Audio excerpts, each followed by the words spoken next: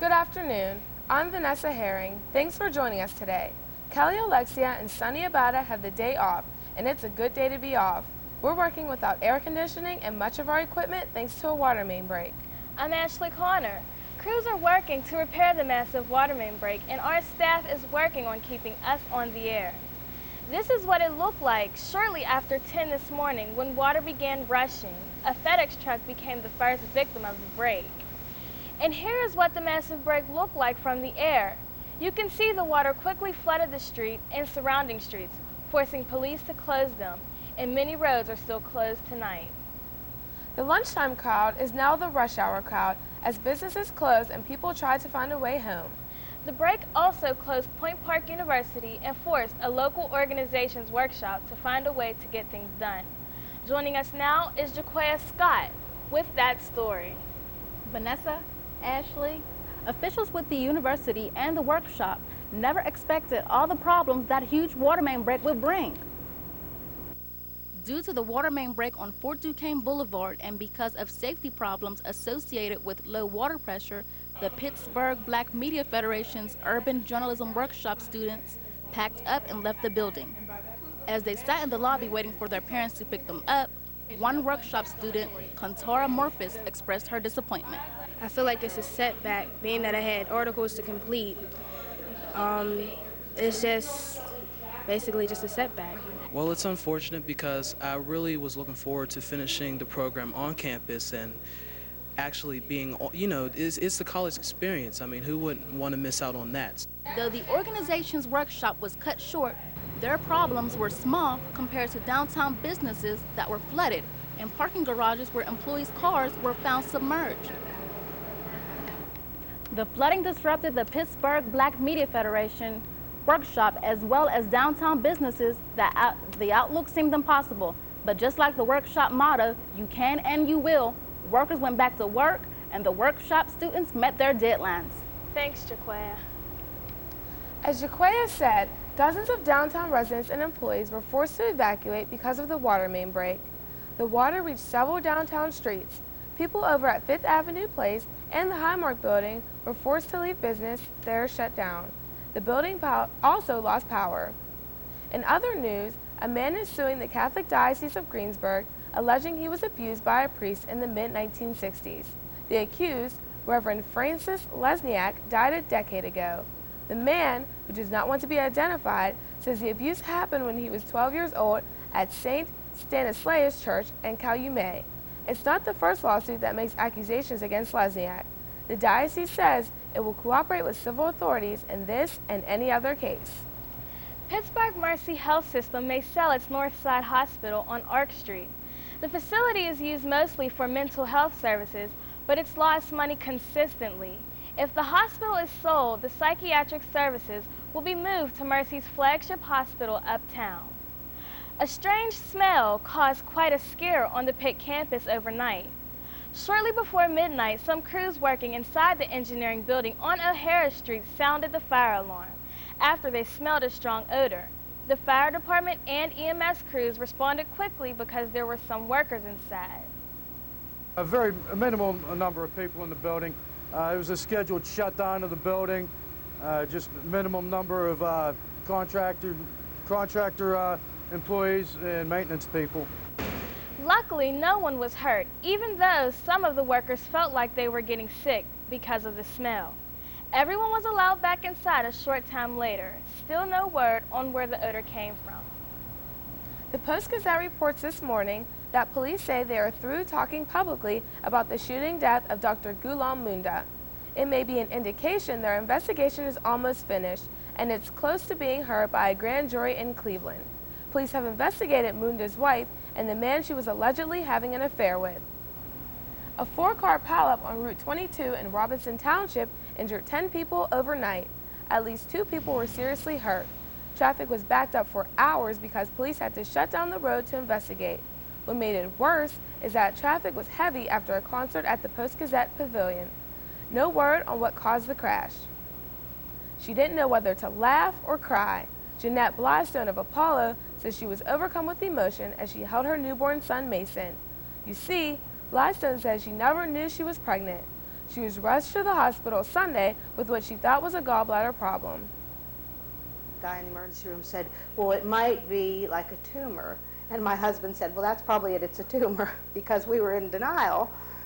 And then we found out that the pregnancy was positive. 90 minutes later, Blystone gave birth to her son Mason. She says she gained some weight in the past few months, but didn't think much of it. And she and her husband experienced fertility problems when conceiving their other children, so being pregnant was the furthest thing from her mind.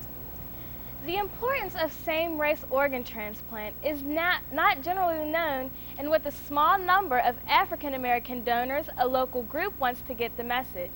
Anchor Vanessa Herring has more on that story.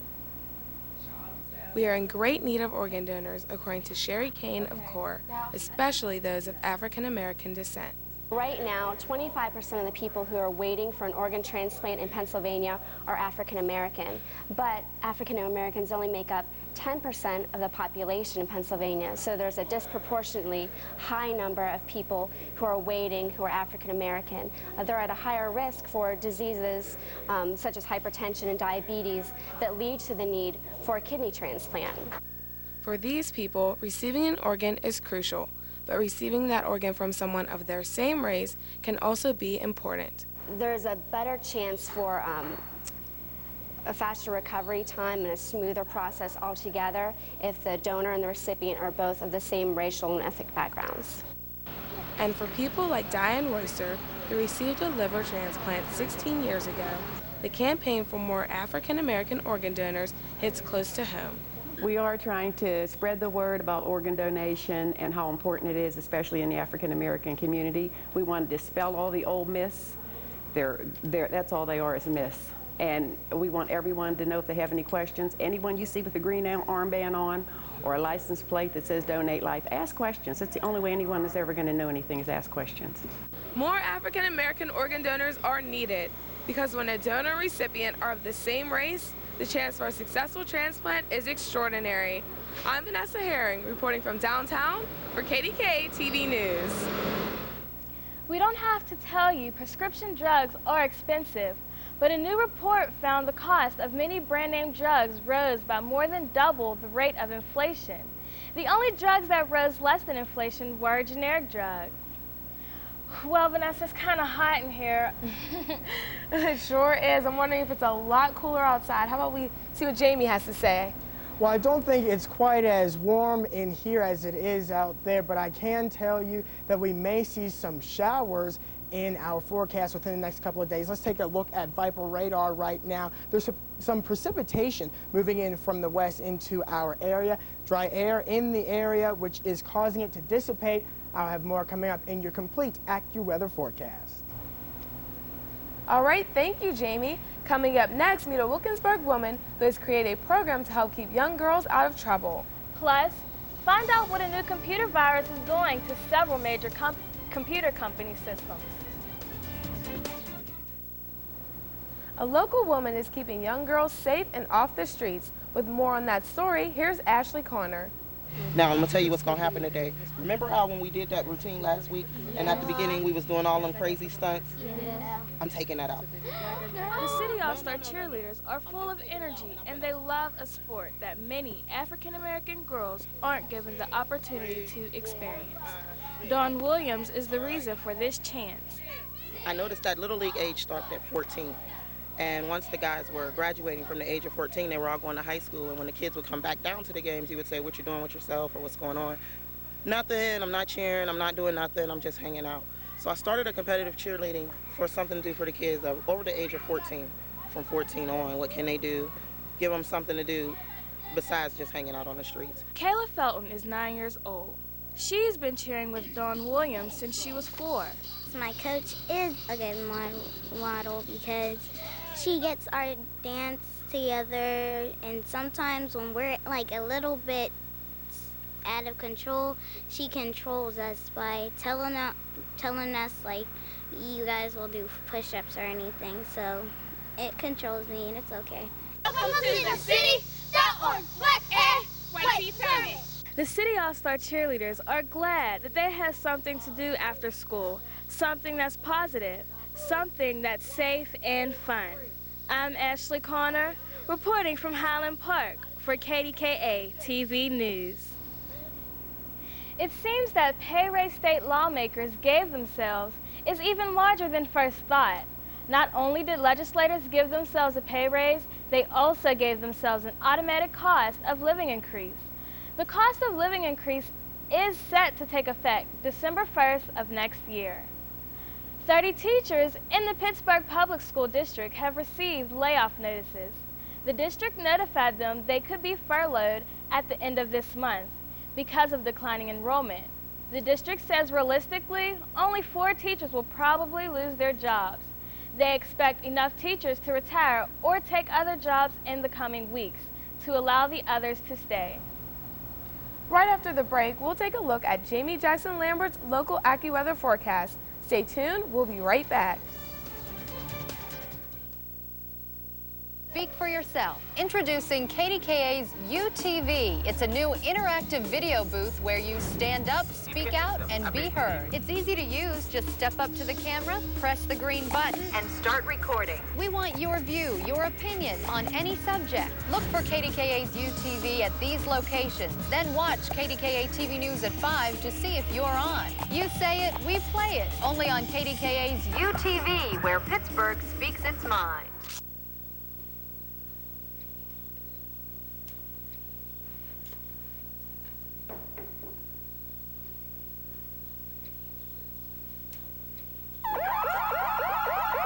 There's a better way to watch your energy use and stay warm. The Train XV90 gas furnace. It's over 90% efficient, which means more savings for you. Buy a Train XL comfort system now and get up to $500 in mail-in rebates. Offer ends November 30th, so call today. Get low 0% 48-month financing on every remaining 2001 Buick right now at Suburban Buick in the North Hills. 2002 Buick Centuries, Regals, and Park Avenues get low 3.9% 48-month financing. Get $1,000 cash back on 2002 LeSabres. Plus, stop by and see the Buick Rendezvous. All new, all-wheel drive, and now just $369 a month for 36 months. Suburban Buick, now one of the top volume Buick dealers in the nation. Route 19, Perry Highway in the North Hills. Our goal is to make your buying experience a pleasurable experience. Could you be paying more for name brand fashions than you need to? Ray Lewis has the details. Most stores advertise that they carry name brand merchandise. However, depending on where you shop, you can end up paying more than you might expect. A shirt at a lesser-known store may have the same quality and cost less than if you went to a more recognized store. I asked some teens and adults downtown about this issue. Some people, like Sean Millivan from Dormont, prefer one store to another. I'm kind of partial to the Gap. They make clothes for the skinny man, and I like that. For some, money is not an issue. My suits, I usually spend about $450, but then you need, the shirts and the shoes and all that. But for others, cost is the main issue. The most, $20. While others equate cost with quality, Jennifer from Arlington does not believe higher prices mean a better product. I figure that the quality is the same as an average pair of pants as the more expensive pair of pants. And why should I spend my money that I earn on an expensive pair of pants when I can go down to Walmart and get something a lot cheaper? That's the same exact thing. If you're a brand name shopper looking for designer labels only, or maybe you're a bargain shopper who looks for name brand fashions at a lower cost. If it's quality merchandise and the price is right, shoppers I talk to say buy it. This is Ray Lewis reporting from the waterfront for KDKA-TV News. Another computer worm unleashed today has infected several thousand computers running Microsoft operating systems. The Zotop worm and several variations of it infected computers at companies such as CNN and the New York Times. The worm copies itself, then searches for other unprotected machines. Looks like the Port Authority will have to dig deeper for funding before it even begins digging to extend its light rail system under the Allegheny River. According to the Post-Gazette, low bids for boring the twin tunnels under the water came in at 25% higher than cost estimates. Kinney Construction bid nearly $88 million for that part of the project, while the authority estimated would cost about $71 million. Negotiations between the Ringgold School District and its teachers' union have stopped. The negotiations are supposed to be taking place under a state-appointed supervisor. But both sides reported to a judge yesterday that none have taken place recently. A union spokesperson says that it will talk to the district this week about setting up more meetings. Hundreds of teenagers from the Pittsburgh Catholic Diocese are in Germany today for World Youth Day. It's a festival founded by Pope John Paul II for young people to celebrate their faith. It's the first World Youth Day for the new Pope, but Pope Benedict will be right at home since Germany is his native country. Frank Bolden Urban Journalism Workshop. Here wishing you a hometown hello. All right, and hello to those students out there. Right now, temperature's 82 degrees, wind southeast at about 9 miles per hour, and it's Pittsburgh, so cloudy weather is not a big surprise. Taking a look now at current satellite conditions, as you can see, there's a lot of clouds in our area, and they're going to continue to move. That's because they are riding along in front of a system that's heading our way, and that system is a warm front that could bring us warmer temperatures as well as some humidity and dew points that'll be a whole lot higher. Taking a look at current radar, as you can see, some showers actually starting up down in Ohio and in West Virginia, moving towards our area, and they are beginning to dissipate because of the dry air. And as they get closer to our area and as our humidity levels rise because of the warm front and our dew points rise, that precipitation will actually turn into rain.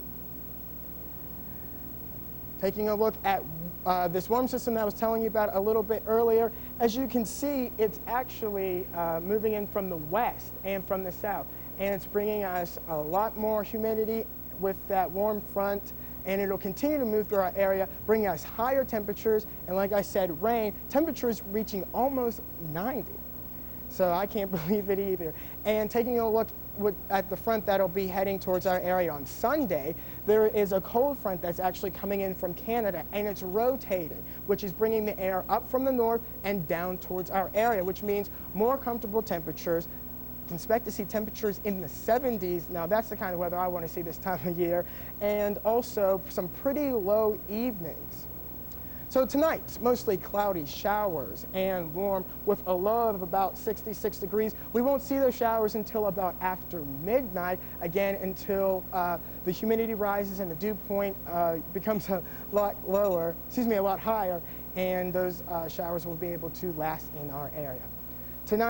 Tomorrow, mostly cloudy showers and storms, warm and muggy with a high of about 84. Again, temperatures are going to continue to rise throughout the week, starting tonight and heading on into the rest of the week. As we take a look, Friday. Friday, 84 degrees. Again, that humidity moving in our area. Temperatures continue to rise. Saturday, 88 degrees, and they will continue to rise as we take a look at Sunday, 82. Again, by Monday, that cool front should be heading towards our area. We should see partly to mostly cloudy skies because of it. And with that, 74 degrees on Tuesday and 52 a low. So it's pretty cold. Yeah, we're getting a nice cool down. It's really hot. Sounds like some good weather, but I want to know what's going on in Steeler country. How about sports with Ray? Okay. The holdout is officially history. Hines Ward hit the practice field this morning, and hopefully a contract will follow shortly. Hines was a holdout for 15 days until Coach Cowher persuaded him to come back. Of course, we'll be here. Look for a report starting on KDKA-TV News at 4. Unlike Hines Ward holdout, the TL holdout in Philly seems to have taken the circus-like proportions. Today, Terrell Owens resurfaced at Eagles camp, where he met with head coach Andy Reid again. Owens still wants a new contract, even with 6 years left on his old one. The Eagles say they have no intention to do that. It was only high school football scrimmage, but in the end, it got out of hand. Last week's scrimmage between Clairton and Charleroi ended in a brawl. Clairton police will only say that the incident was under investigation, and school officials say it's much ado about nothing. But parents and players involved say there's much more to it than that. They say a coach from Charleroi attacked a player from Clairton. Police are still looking at the videotape of the game before they decide if they'll file any charges. The Penguins signed one of their own today when winger Konstantin Koltsov agreed to a deal that would pay him $600,027. The 24-year-old forward #1 pick had 9 goals and 20 assists his first year. All of a sudden, the Penguins are loaded at forward. Not a bad problem to have if you're the head coach. The Pirates let a good thing get away last night. Chris Benson scattered 7 hits over 7 innings and hit a 2-run single against his former team as the New York Mets clubbed the Pirates 6-2. Benson gave up a pair of runs in the 2nd inning, but settled down to earn his 9th winning against 4 losses. The city of Pittsburgh has been in a financial crisis for 4 years, but the All-Star Game should bring revenue to boost the economy. The last time the All-Star Game was in Pittsburgh, it was held at Three Rivers Stadium in 1994. Now, PNC Park is where the game will be played in 2006. Great baseball would not be the only thing the game brings to the city. Allegheny Conference Senior Vice President Pamela Golden believes the game will bring in revenue. The economic impact and the projected impact based on history is that it'll be between 45 and 50 million. The game is expected to also benefit many Pittsburgh businesses.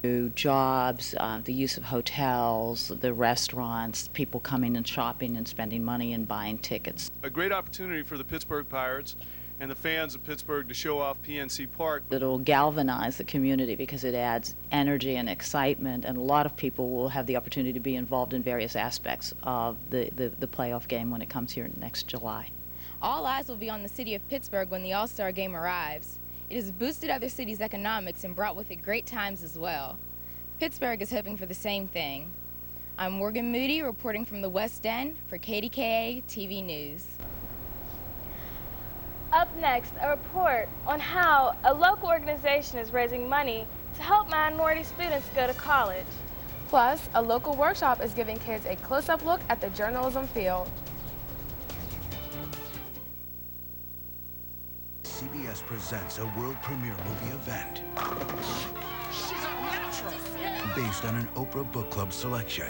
I fell in love with you the minute I saw you in the moonlight on Stillwater Lake. I'm gonna marry Ruby. For one mother and daughter, life in this small town holds big dreams. You're not too bad looking, I guess. Oscar and Emmy winner Christine Lottie stars. Meet your grandson. The Book of Ruth, CBS Sunday. Come home to a place of your own, to the ones you love, where the memories grow. Come home, make it truly your own, to all a home can be. Come home to Ryan. Come home to Ryan Homes. For years, I've been spending too much on my phone service. Now I get everything I want with my local and long distance. And I'm gonna pay a lot less. Get me security. IDT Unlimited Local, Regional, and Long Distance. Only $39.95 a month. That's a lot less than you're paying now. IDT. Always $39.95. I'm gonna take my business to a better company. IDT. Smart call. One local group is lending a helping hand to minority students in our area. The Pittsburgh Black Media Federation held its annual Soul Cafe fundraiser, which raises money for the organization's scholarship fund. Jamie Jackson Lambert has more.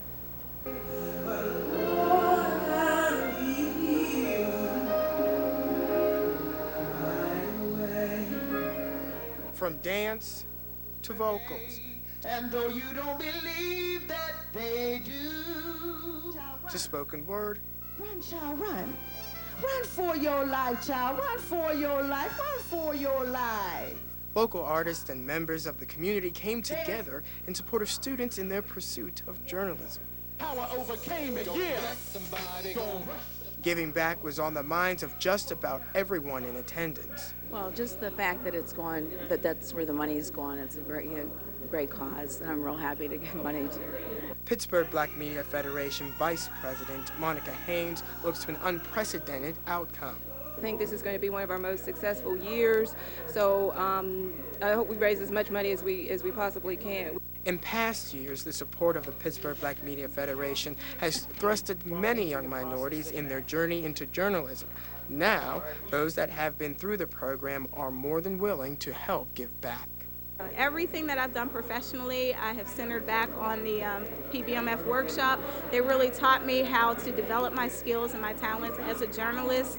Media professionals feel with their presence and support, it'll help motivate others to give back as well. That people will be inspired to go and do that trickle-down thing from W.B. Du Bois, tell their friends of the talented 10th theory about if I can do this, you can do this, and this is what you need to do to get on up to the top. And because of the generous sharing of souls and wallets tonight, some local students can now look forward to a brighter future. I'm James Jackson Lambert reporting from Shadyside for KDKA-TV News. Before the students become eligible or receive a scholarship from the organization, they must first graduate from the Pittsburgh Black Media Federation's Frank Bolden Urban Journalism Workshop. The workshop is held every year at Point Park University to generate interest in the minority community about working in the journalism field. Jaquea Scott has the report on what the students did. Right in the heart of downtown Pittsburgh, 23 aspiring African-American journalists are knee-deep in learning the elements of news. The program offers lessons in print, photography, radio, and television journalism. Workshop print director Carmen Lee told us why she feels the need to give back. I think it means to do your part to contribute to young people, to their growth, to their development, because they are the future. Two-year workshop veteran Kimberly Blocker tells me why the print section is helping her in reaching her goals. This workshop has helped me a lot. I've actually realized when I came into this workshop that I really did want to be a journalist, and being in print helped me realize how much of a good experience it is. I want to continue on in journalism when I reach college and create my own magazine, so I believe that this workshop is helping me in that field. This is Corey Carrington's first year in the workshop, and he hopes that his experience will help him get scholarships. I hope to gain experience in journalism, to lengthen my portfolio, and hopefully get scholarship money. For 23 years now, the Pittsburgh Black Media Federation has helped to shape and mold the young minds of future journalists of tomorrow. I'm Jaquea Scott, reporting from Point Park University in downtown Pittsburgh for KDKA-TV News. The workshop is funded by the Pittsburgh Foundation, the Pittsburgh Communication Foundation, and the Grable Foundation.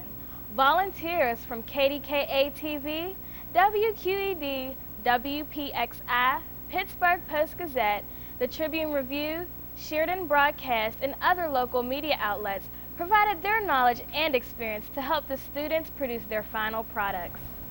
Well, Ashley, it's cooking in here and it has to be a lot cooler outside. I hope so.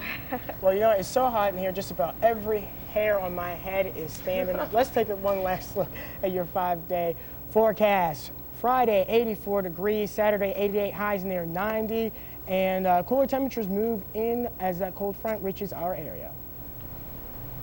All right, thank you very much, Jamie. Now that's the noon report of KDKA-TV News. You want to stay tuned for the Young and the Restless. Our next news is at 4. Thanks for watching. Have a good day.